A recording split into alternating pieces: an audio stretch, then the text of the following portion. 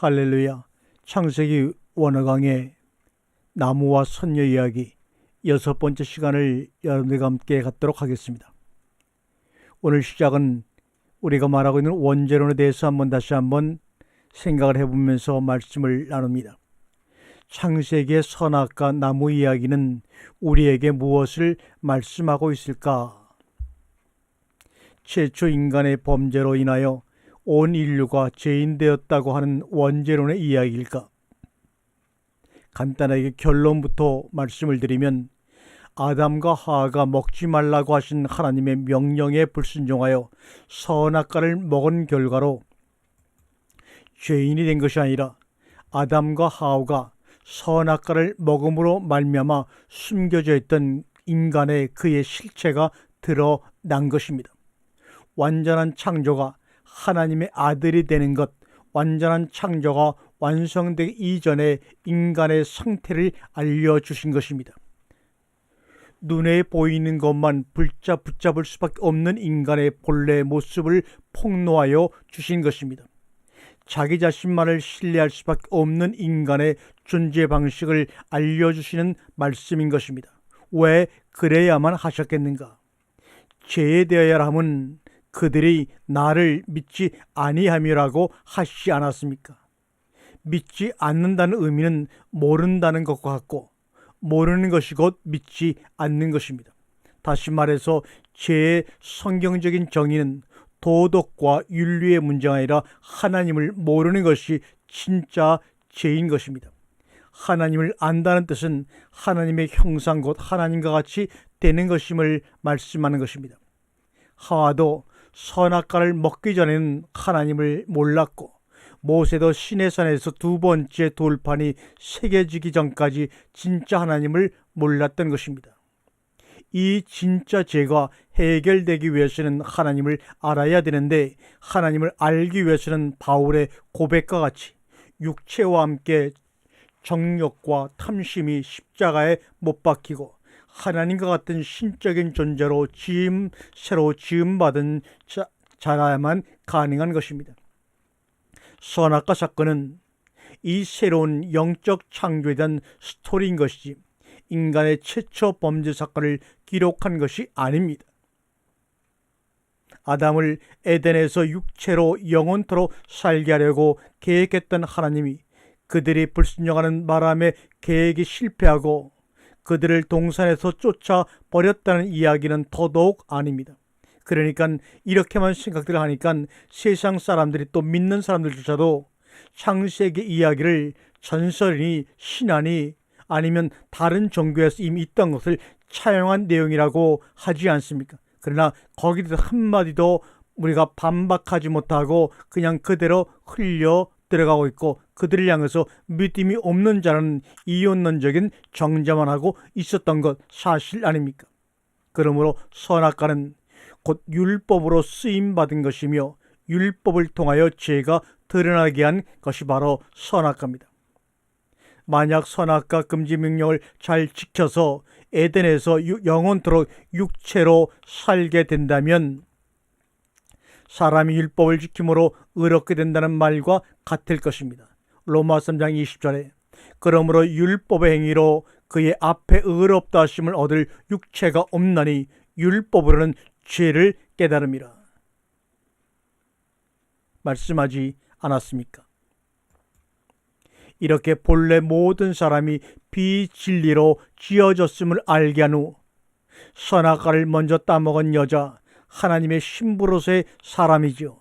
여자와 그 신부를 구원하시는 그리스도의 모형을 등장시킨 아담이 여자가 먹고 건네준 선악과의 열매를 말없이 받아먹고 공범이 되어 우리를 대신하여 십자가에 죽으심으로 구원을 완성시키신 것입니다. 그러므로 에덴 동산의 선악과 이야기는 나무와 선녀 이야기는 율법으로 태어난 우리를 어떻게 구원하시는가 알려주시는 친절한 하나님의 설명서입니다. 갈라디아서 4장 4절 5절에 때가 참에 하나님이 그 아들을 보내사 여자에게 나게 하시고 율법 아래 나게 하신 것은 율법 아래 있는 자들을 속량하시고 우리로 아들의 명분을 얻게 하려 하심이라고 말씀하고 있습니다. 그리고 계속 이어지는 선악과 이야기에서 아담이 에덴 동산에서 쫓겨남은 다시 돌아와 생명나무를 먹도록 조치하시는 하나님의 사랑과 은혜를 잘 표현해 주고 있습니다. 아쉬운 것은 번역 성경만으로는 잘 드러나 있지 않아서 오해를 많이 하는 듯합니다. 예를 들어 우리 중 하나같이 되었다는 아담이 선악과의 내용과 하나가 되었다는 것을 오역한 것입니다. 두루드는 불칼로 생명나무의 길을 지켰다는 생명나무를 먹을 수 있도록 그 길을 잘 간직했다는 뜻입니다. 마치 그리스도께서 세상에 내려오셔서 율법으로 육으로 죽고 쫓겨남으로 표현했죠. 영으로 살아나심으로 자기 백성 즉 하와 여자 신부를 구원하시는 복음의 말씀으로 이해하시면 좋겠습니다. 원죄론자들이 끝까지 붙들고 있는 성경 구절이 하나가 있습니다. 바로 로마서 5장 12절의 말씀입니다. 그러므로 한 사람으로 말미암아 죄가 세상에 들어오고 죄로 말미암아 사망에 들어왔나니 이와 같이 모든 사람이 죄를 지었으므로 사망이 모든 사람에게 이르렀느니라. 이 말씀에서 한 사람을 아담으로 굳게 믿는 것입니다. 성경은 어디에도 이 한 사람이 아담을 가리킨다고 한 적이 없는데도 말입니다. 그래도 아담이라고 우긴다면 이 말씀은 무엇입니까? 아담은 오실자의 모형이라. 아담은 오실자의 모형이라. 참고로 신명기 24장 16절에 아버지는 그 자식들로 말미암아 죽임을 당하지 않을 것이요 자식들은 그 아버지로 말미암아 죽임을 당하지 않을 것이니 각 사람은 자기 죄로 말미암아 죽임을 당할 것이니라.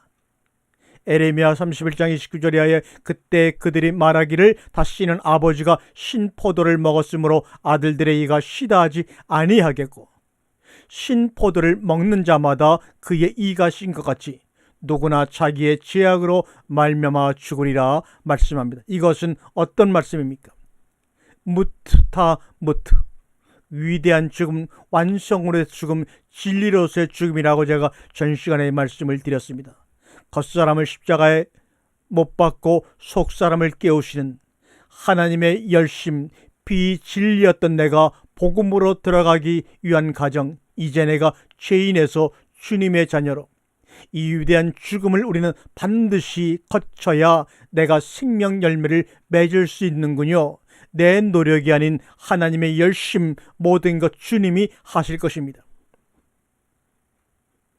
신랑 하나님 신부 납니다. 그것이 창세기 2장 24절입니다.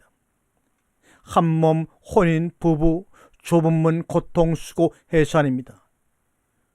신부는 나입니다. 신랑은 바알 나의 남편입니다. 바알을 여호와 엘롬이라고 불렀습니다. 이것이 바로 간음이요 이혼한 것이요 쾌락이요 넓은 문이요 공허와 허감과 혼돈의 창세기 1장 2절입니다.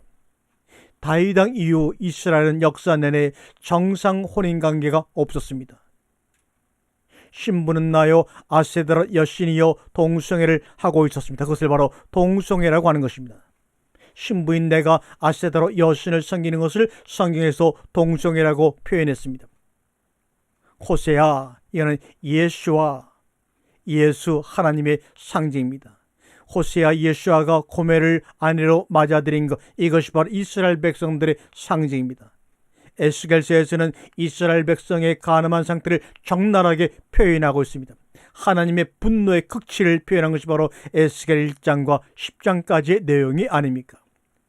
창세기 3장 16절에 내가 내게 잉태하는 고통을 크게 더하리니, 누굽니까? 엄마가 임신하는 것을 고통으로 생각하나 이스라엘 백성들은 내내 하나님의 아들들을 잉태한 것이 아니라 이방신의 자녀들을 잉태하였습니다. 그게 그리 좋더냐, 그게 그리 쾌락이더냐 라고 경고한 것이 에스겔서와 호세아 선자들입니다. 바알, 아세다로 모든 우상은 바로 나입니다. 내가 만들어낸 허상이 바로 나의 남편인 바알이요 아세다로 여신입니다. 그러므로 내가 바로 동성애하는 그 중심의 주인공입니다. 나의 바람과 욕망과 소망이 바알이나 아세다롯에 투영되어 있을 뿐입니다. 고로 우상은 또 다른 나일 뿐입니다.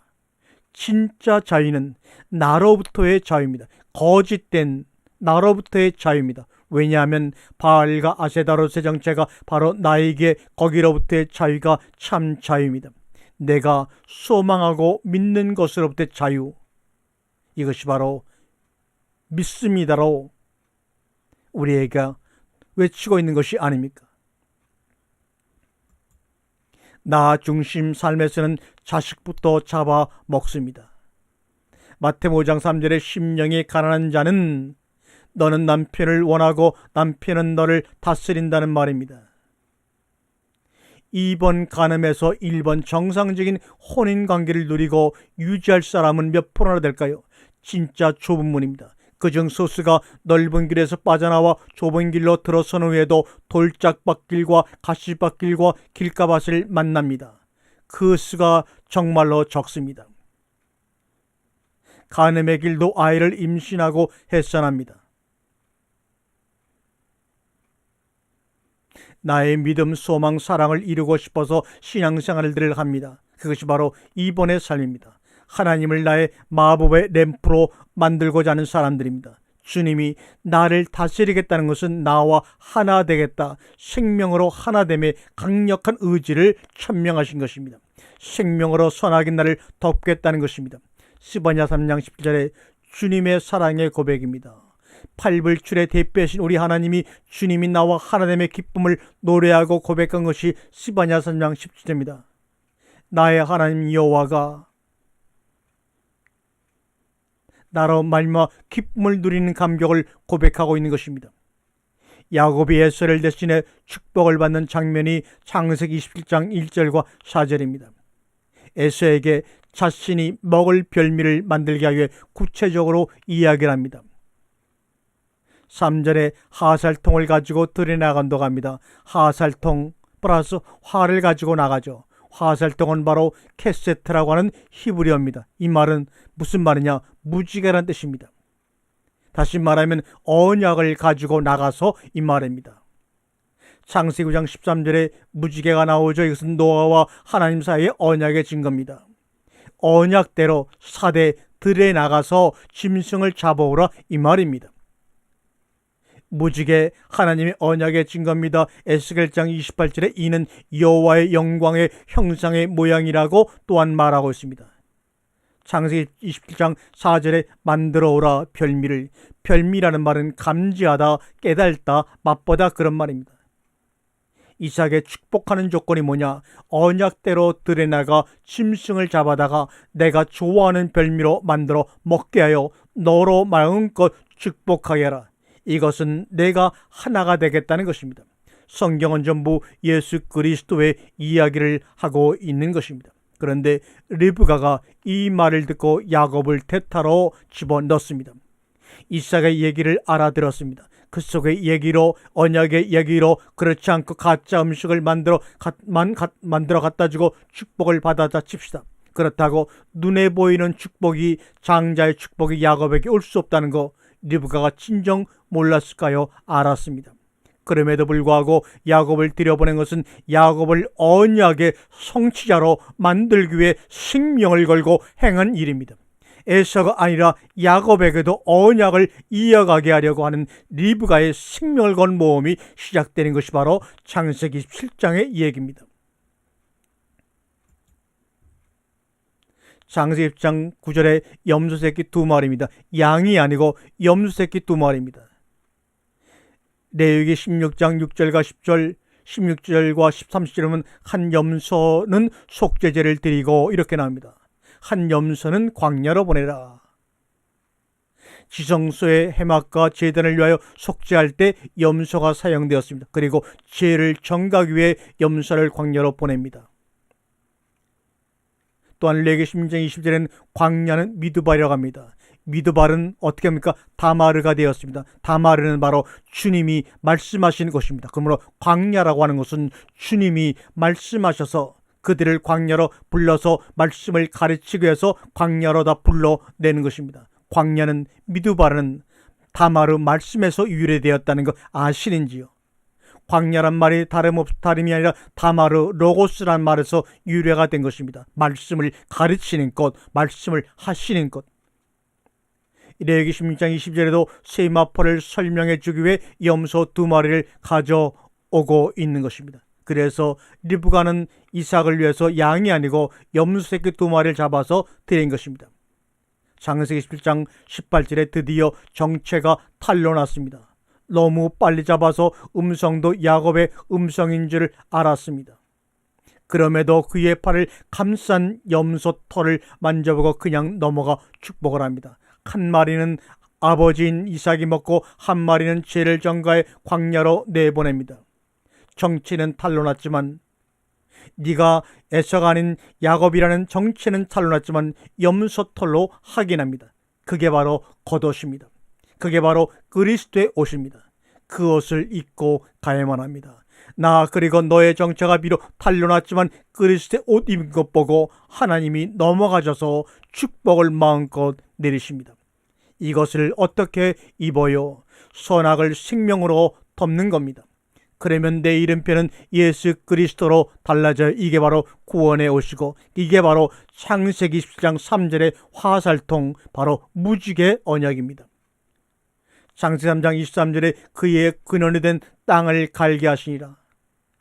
22절에 우리 중 하나같이 민메누 뭐뭐로부터 우리로부터 하나같이 선악을 아는 일에 하나가 되었다는 말입니다. 우리 중 하나같이가 아니라 우리로부터 하나같이 선악을 아는 일에 하나가 되었다 이 말입니다. 그가 손을 들어, 든다는 말은 인도하다, 남긴다, 보내다, 간절히 보내다는 말입니다. 들으라는 뜻이 원어상에는 없습니다. 손은 야드, 거리를 재는 단위입니다. 손을 들어 선악과를 따먹는다고 그림을 그렸습니다. 번역가들의 오역입니다. 손을 들어라는 말은 원어 성경에는 없습니다. 라카이, 이것은 또 번역이 안 되었습니다.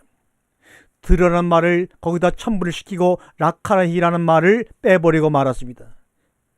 라카이는 가져오다, 데리고 다니는 모를 생명나무 실과를 가지고 와서 먹고 영생을 하는 것입니다. 올라라고 하는 영생은 뭡니까? 숨겨진 생각입니다. 그것이 드러나는 것입니다. 애굽왕은 쫓아냈다고 하지만 하나님은 출애굽을 건져내신 것입니다.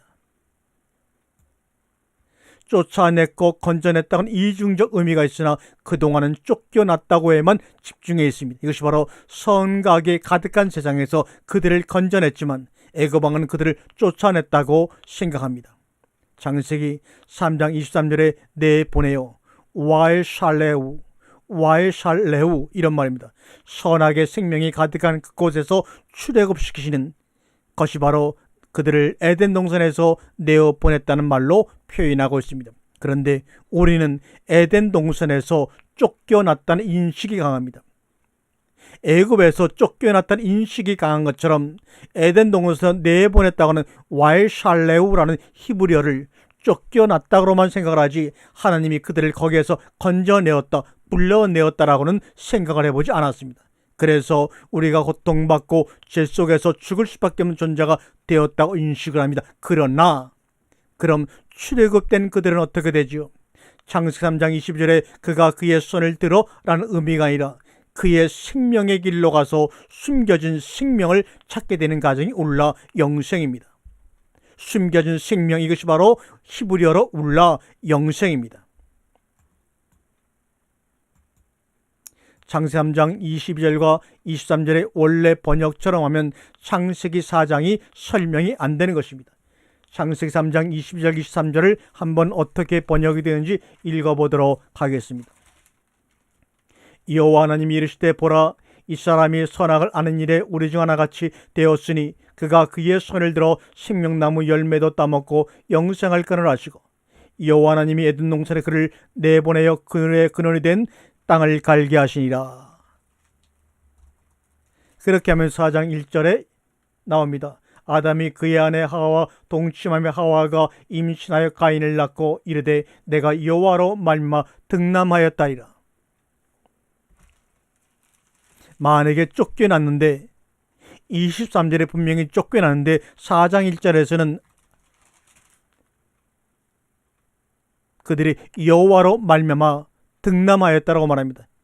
이 말이 연결되지 않지 않습니까?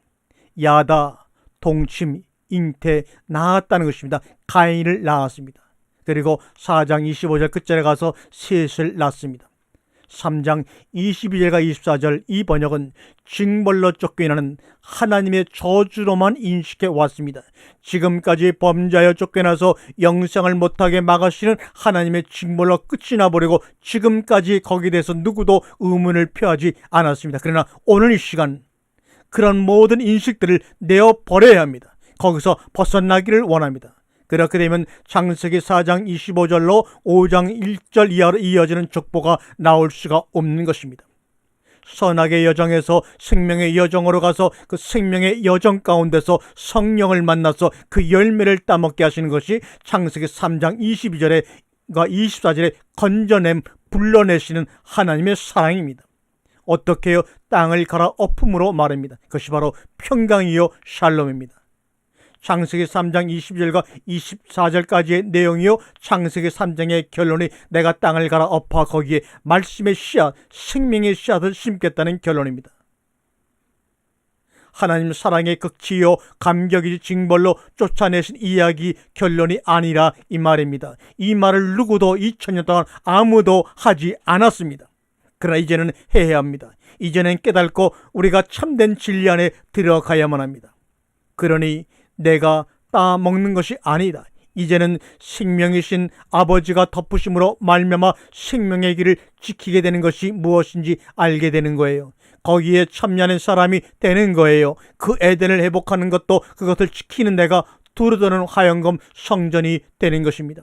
누가 지켜요? 그룹들이 지켜요.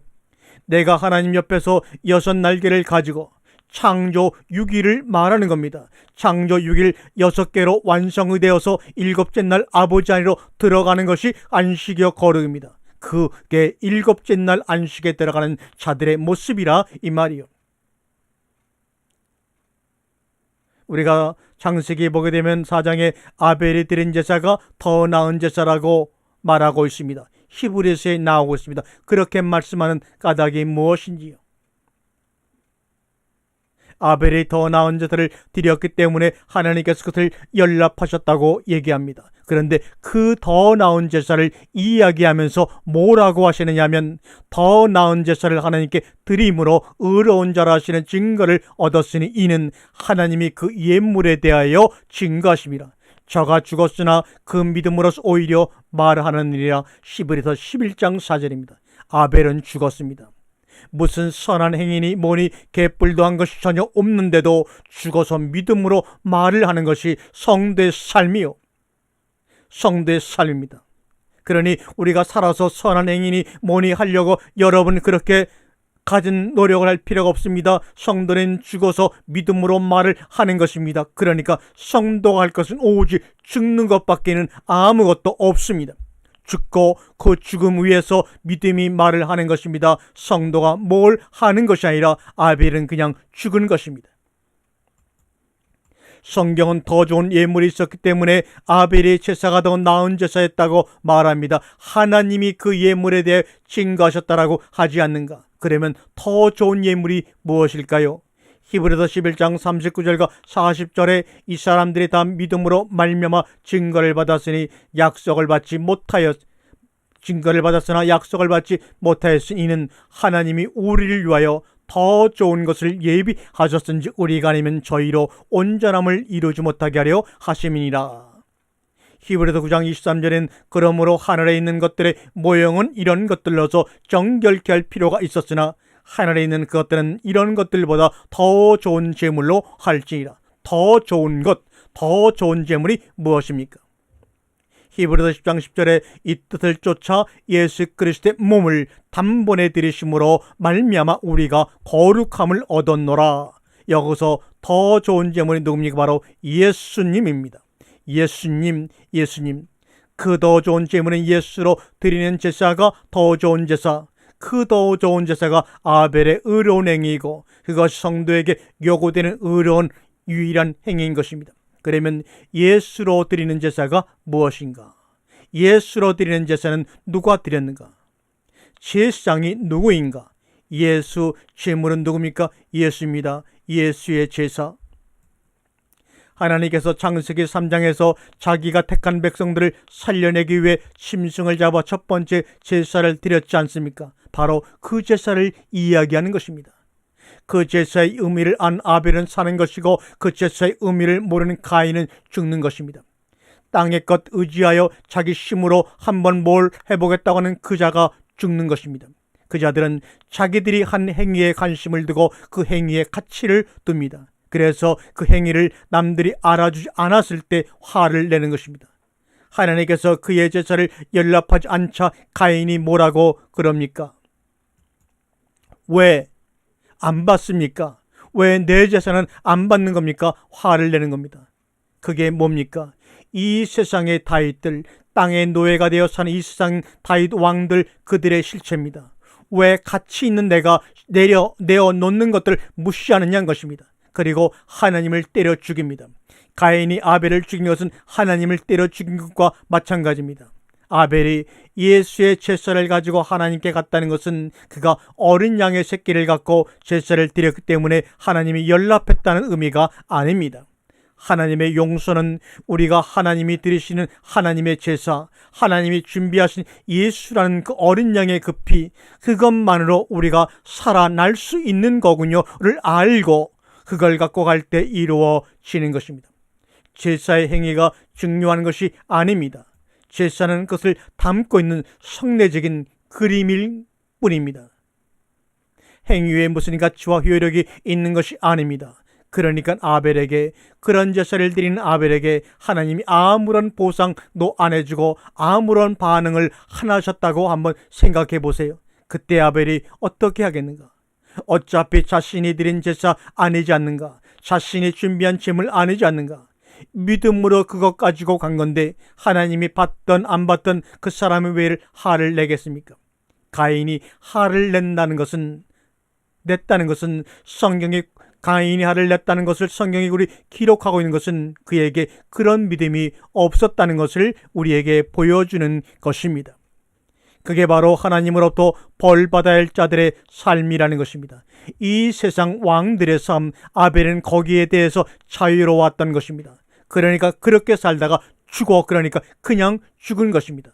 너는 돌에 맞아 죽는 역할로 태어났으니까 그냥 죽어 하니까 그냥 죽는 것입니다. 그런데 그렇게 죽자 그의 삶이 그 죽음 위에서 믿음으로 이야기를 하더라는 것입니다. 증거를 하더라는 것입니다. 이것이 바로 성경에서 말하는 예수님이 당받으신 증인의 삶입니다.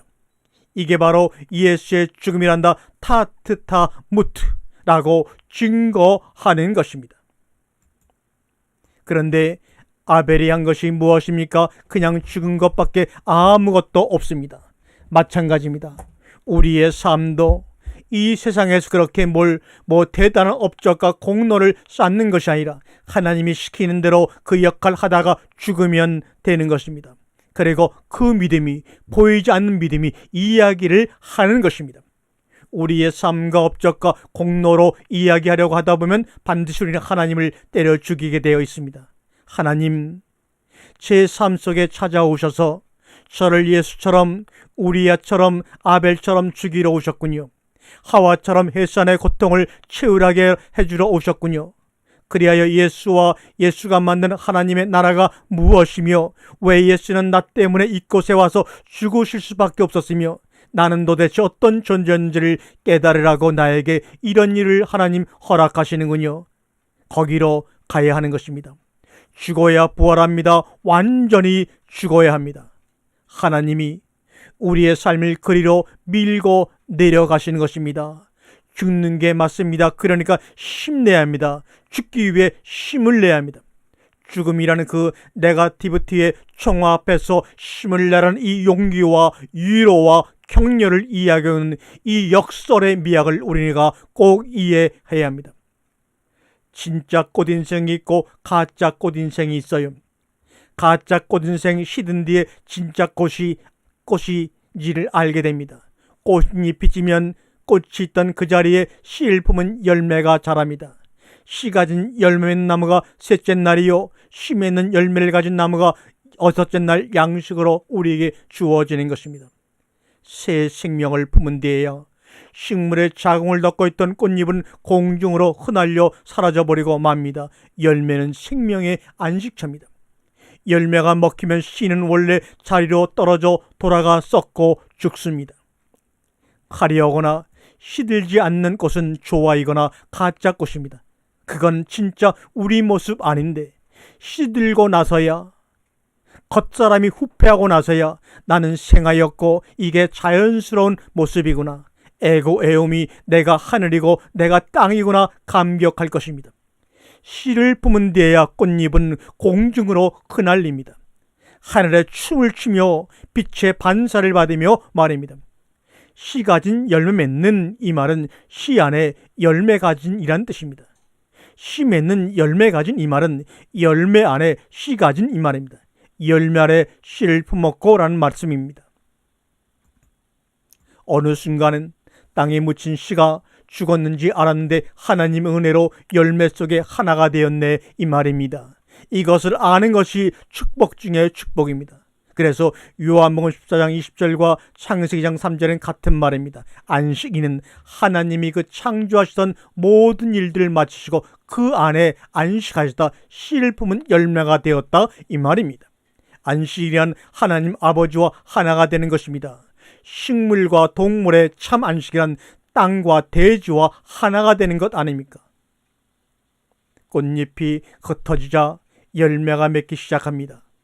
바람에 의해, 천둥과 번개와 폭우와 사람에 의해, 그리고 벌과 나비에 의해 꿀을 채취당합니다. 꿀에 꽃에 끼쓰다 벌과 나비에게 강제로 빼앗김을 당하고 맙니다. 이것을 우리는 인생사, 고난, 고통, 슬픔, 생로병사, 헐벗음, 죽음이라고 부르지 않습니까? 그러나 유전자 조작으로 탄생한 식물들은 모종 안에 씨, 생명이 없습니다. 씨 없는 열매는 연속성이 없습니다. 일대에서 끝나고 맙니다. 아무리 화려하고 멋지게 성공해 보여도 마찬가지입니다. 오직 열매만 있습니다. 이것이 바로 선악과입니다. 그래서 하나님은 나무 하시는데 여자는 열매합니다. 나무와 열매의 싸움이요, 나무와 열매의 문제입니다. 창조는 구원의 모형이요, 구원은 창조의 실체입니다. 창세기 2장의 아담과 하와의 관계는 오늘날 우리 인간들의 결혼 관계를 증명하기 위한 본문이 아닙니다. 성경이 말하고 싶은 것은 남자로 설명되신 하나님과 여자로 설명된 성도가 어떻게 하나가 되어 연합되는지를 인간이 이해하기 가장 쉬운 결혼 관계를 통해서 설명하시는 것입니다. 남자의 죽음을 통해 여자를 만드십니다. 하나님 그 여자를 어떻게 만드셨습니까? 아담의 잠을 통해서 그의 갈비뼈를 취하여 여자를 만들었습니다. 이는 하나님의 죽음, 즉 예수 그리스도의 십자가의 죽음을 통해서 교회가 탄생되는 영광스러운 구속사를 미리 예표하는 것입니다. 24절에 남자가 부모를 떠나의 부분을 부모를 떠나도 되지만 부모로 해석하는 게 맞습니다. 부모가 되기 위해서 이 말입니다. 부모가 되기 위해서 부모로 떠나서 여자와 합하여 둘이 한 몸을 이룰지도라라고 해석할 수도 있습니다. 히브리어로 아버지를 의미하는 부가 아부이고 어머니를 의미하는 모가 맴입니다. 아부의 의미는 하나님의 집이란 뜻이고 어머니를 의미하는 맴이란 말씀의 의미는 하나님의 말씀이란 뜻입니다. 그러니까 부모로 읽혀지는 아부와 맴이 가지고 있는 의미는 하나님의 말씀으로 하나님의 집을 짓는다는 의미가 부모라는 문자 속에 내포가 되어 있는 것입니다. 하나님의 말씀으로 하나님의 집을 세우는 자를 부모라고 하는 것이고, 남자가 그 부모의 일을 하기 위해서 여자를 취하여 말씀을 취하여 한 몸을 이룬다는 것입니다. 창세기의 핵심 메시지가 창세기 1장과 2장에서 모세가 이스라엘 백성에게 전하고자 하는 메시지의 핵심은 10가지 재앙을 통해 출애굽하여 홍해를 건너고 시내산에서 10가지의 말씀을 받아 40여 년간의 광야 교회 생활한 이스라엘 백성에게 그들이 받고 경험한 구원의 내용이 무엇인지를 설명하기 위하여 기록된 말씀이라는 것을 깨달으시길 바랍니다. 우리가 다음 시간에 이 귀한 나무와 선 이야기를 이어가도록 하겠습니다. 할렐루야.